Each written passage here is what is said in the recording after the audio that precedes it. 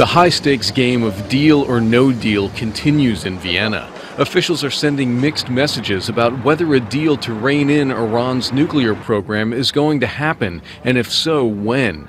U.S. Secretary of State John Kerry says talks have been positive, but there are still tough issues to be resolved. And part of the discussion is, why are we involved there? Now, some would call it the world's shining city on a hill. Others dismiss it as the leading catalyst for global strife. Either way you view it, so goes America, so goes the rest of the world. But what if the United States was to pull back entirely? No more sanctions, no more foreign aid, no more interventions, and no more bailouts. What would a world with an isolationist America look like? Let's welcome political strategist and educator, also author of the op-ed special to the Tampa Tribune, Reconstructing Strategy, Dancing with the God of Objectivity. Dr. Saqib Qureshi joins us on MidPoint. Dr. Q, thanks for being here today. My pleasure, Ed. How are you? Excellent. And I'll tell you what, this is really interesting because as we come towards another political election here, another presidential election, I'm hearing more people than ever before say we should be isolationists. But when they say that, it's wonderful, but they don't take in not just military, but the economic side of this thing would not be good for the United States, would it?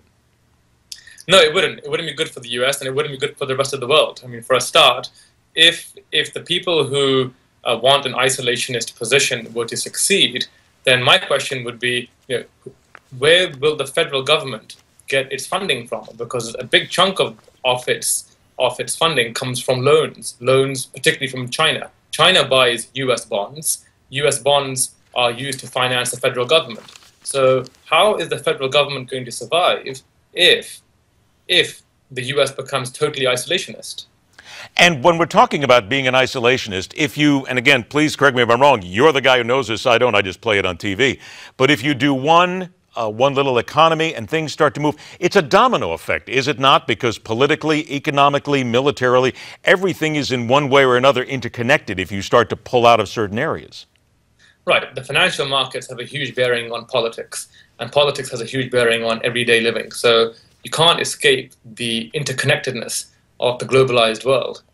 What about militarily, though? Because there's people who say that we should pull out of places like Iran, the Middle East. We should get our nose out of it. We don't belong there.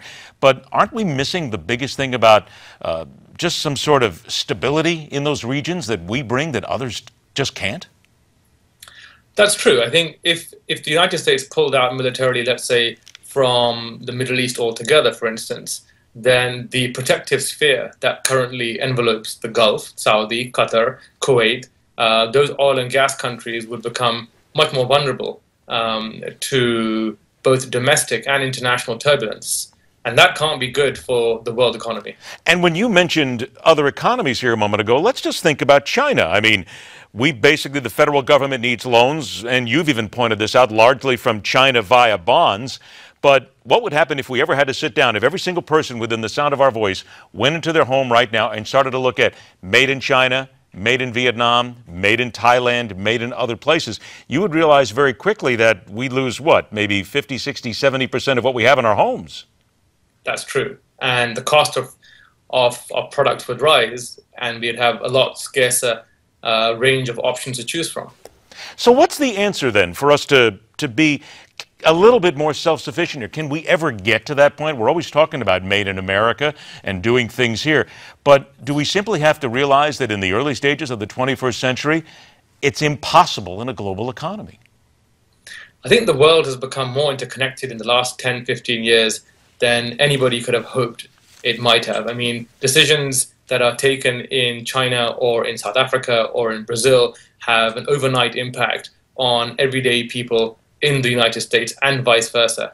The Facebook, social media, and that universe has exploded in such a way that we are more aware, more connected with more people than we ever have been. And that is not going to change, I don't think. I got about a minute left here. If indeed, let's just play the scenario out, the United States decided to pull back, become that isolationist, what country would succeed and which countries would fail? I mean, would we be at the top of either list?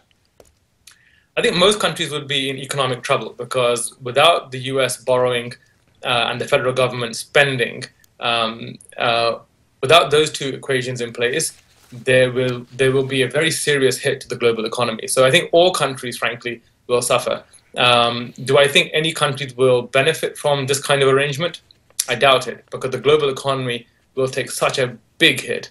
As to who comes out relatively better, it's pure conjecture at this stage. You think a businessman like Donald Trump would be the best to run the country?